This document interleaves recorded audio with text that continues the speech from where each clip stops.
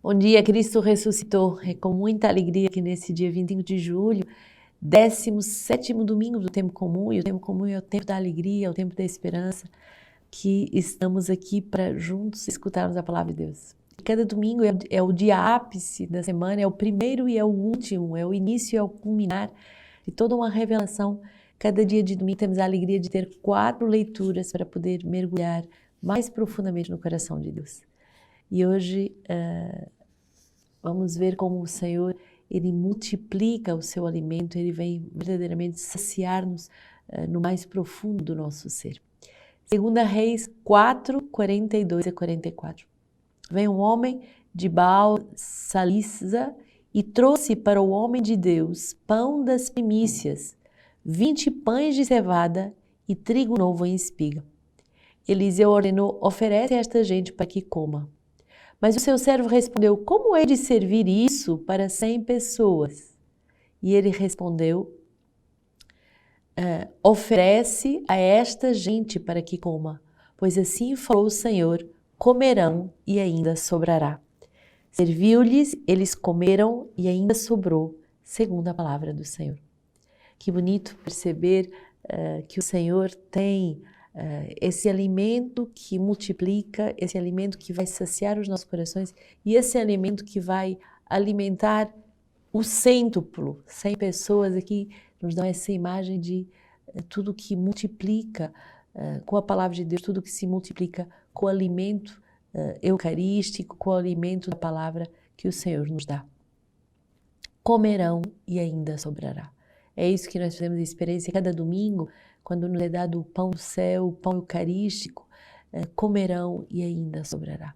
O Senhor nos dá da abundância do seu alimento, do alimento da sua palavra, do alimento da Eucaristia, do alimento da sua presença viva, e é um alimento que não se esgota, mas é um alimento que é pleno e que se multiplica. Salmo 144, que tuas obras todas te celebrem, Senhor, que teus fiéis te bendigam, digam da glória do teu reino e falem das tuas façanhas. Em ti esperam os olhos de todos e no tempo certo tu lhes dás o alimento. Abres a tua mão e sacias todo ser vivo à vontade.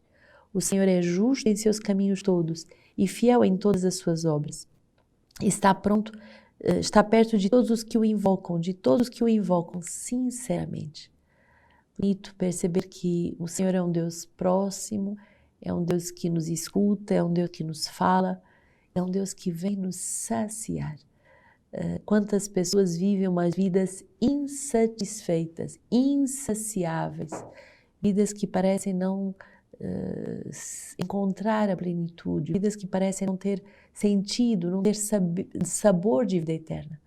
Nesse último dia de retiro com Dom Antônio Assis, temos justamente meditado nessa plenitude de sentido que a palavra de Deus nos dá e que o projeto de vida inspirado pelo Senhor, pela palavra de Deus, nos dá. O Senhor nos orienta para uma vida com plenitude, para uma vida saciada de sentido. Efésios 4, 1 a 6. Exorto-vos, pois, eu, o prisioneiro do Senhor, a andar de modo digno da vocação a que foste chamados, com toda a humildade, mansidão, longanimidade, suportando-vos uns aos outros com amor, procurando conservar a unidade do Espírito pelo vínculo da paz. Há um só corpo, um só Espírito, como também há uma só esperança da vocação a que foste chamado. Há um só Senhor, uma só fé, um só batismo, há um só Deus e Pai de todos, que é sobre todos, por meio de todos e em todos. Importante essa palavra de São Paulo que nos exorta a não andarmos de qualquer jeito, a não vivermos as nossas vidas porque os outros vivem assim, mas andarmos de modo digno que corresponde à nossa vocação de filhos de Deus. Um dos jovens que faz o ano sabático dizia no seu testemunho inicial: eu não sabia que era filha de Deus, eu não sabia que era filho de Deus, eu não conhecia a Deus, eu nunca tinha encontrado Deus face a face. E essa proposta do ano sabático é justamente para que nenhum jovem possa ser batizado, crismado, viver uma vida, às vezes até dentro da igreja, mas sem conhecer a Deus vivo, sem conhecer a dignidade altíssima, a nobreza altíssima a qual ele foi chamado. Com toda a humildade, mansidão, longanimidade, suportar-nos uns aos outros no amor. Quem conhece a sua vocação e a dignidade da sua vocação também conhece a vocação e a dignidade da vocação dos demais e por isso lhes tem amor e por isso os honra, os respeita. E se todos tivermos esse cuidado de amor, esse respeito pela vocação uns dos outros, o que acontece? A unidade.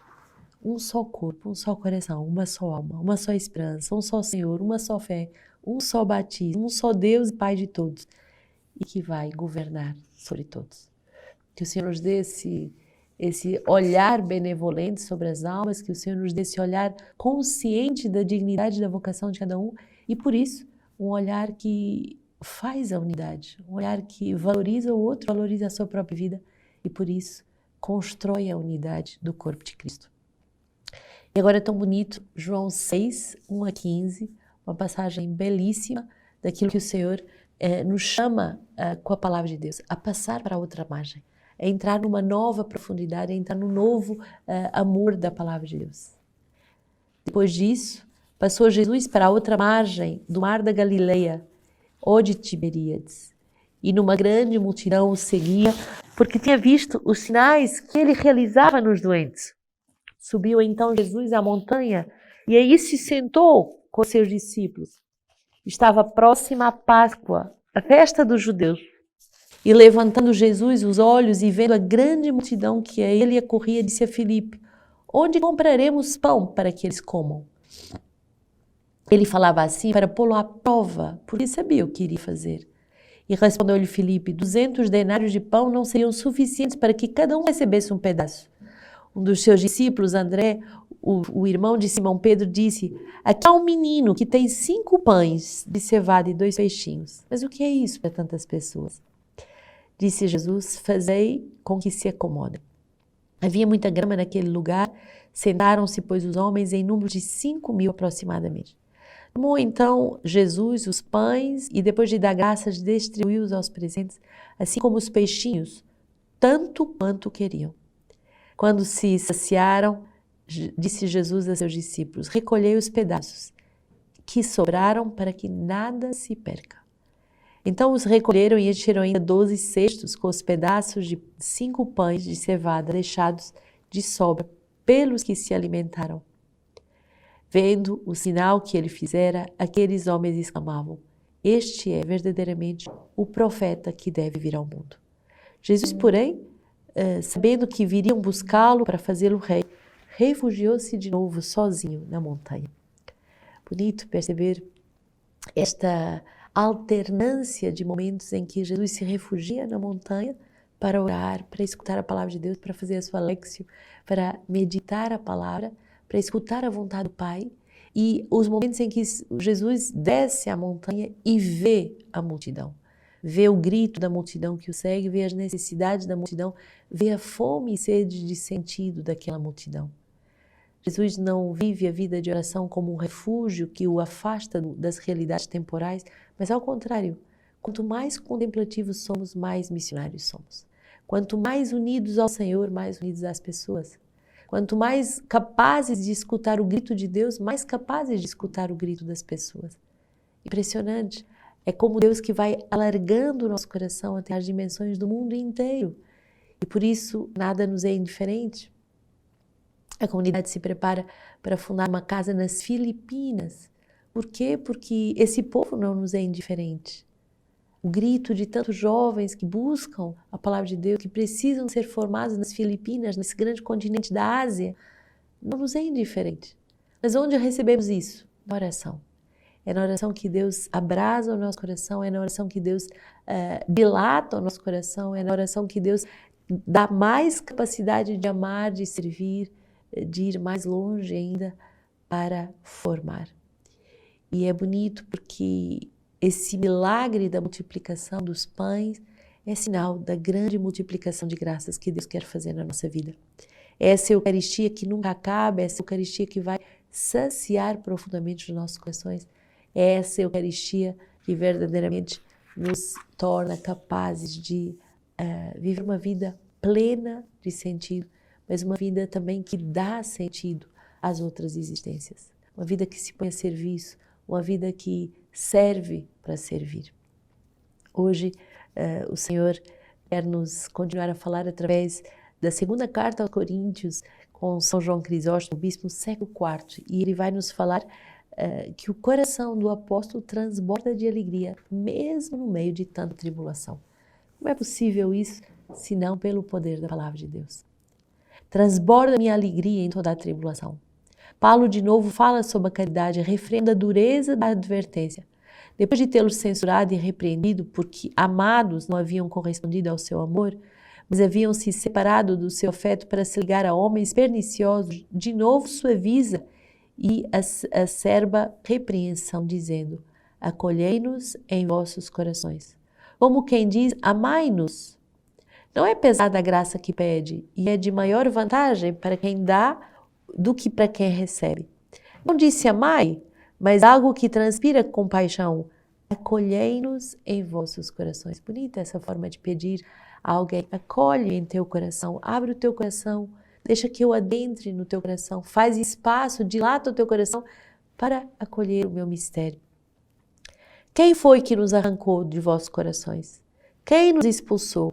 Qual a causa de tanta estreiteza em vós? Assim me dissera, tendo os vossos corações apertados. Aqui declara abertamente o mesmo: acolhei-nos em vossos corações. Por isso os atrai de novo a si. Não é de somenos importância, porque quando se solicita o amor, que o amado entenda ser sua afeição de grande valia para quem ama. E já o disse, estais nos nossos corações para a vida e para a morte. Que bonita declaração de amor de Paulo para com seus filhos. Estais nos nossos corações da vida como para a morte. Seja o que for que você faça, eu não deixo de te amar, eu não deixo de te acolher no meu coração. A força máxima do amor está em que, mesmo desprezado, quer morrer e viver juntamente com eles. Ora, não de qualquer modo estais em nossos corações, como declarei. Pode acontecer que alguém ame, mas fuja dos perigos. Conosco é assim. Estou repleto de consolação. Mas que consolação? Aquela que me vem de vós. Convertidos a melhores sentimentos por vossas obras, me consolais. E é próprio de quem ama queixar-se de não ser amado, e ao mesmo tempo temer que, excedendo-se na acusação, venha magoar. Por isso acrescenta: estou repleto de consolação, transborda minha alegria, como se dissesse: senti grande tristeza por vós. Contudo, me encheste de satisfação e me consolastes. Não só tiraste a causa da tristeza, mas me cobristes com muito maior alegria. Em seguida manifesta a sua grandeza, não apenas ao dizer: minha alegria transborda, como também no que segue. Em toda a tribulação nossa, foi tão grande o prazer que me causaste, que não poderia ser obscurecido pela grande tribulação. Tão imenso que reduziu a nada todos os sofrimentos que nos acometeram e não nos permitiu que fôssemos abatidos pelo desgosto. O amor tem dessas coisas. O amor é capaz de apagar os sofrimentos, de dar um sentido tão forte aos sofrimentos que não paramos de amar e que continuamos a dar a vida por aqueles que amamos. Que assim seja no meio de nós e que nesse bonito dia possamos viver a palavra de Deus e dilatar os nossos corações para amar. Porque uma vida que não ama é uma vida sem sentido.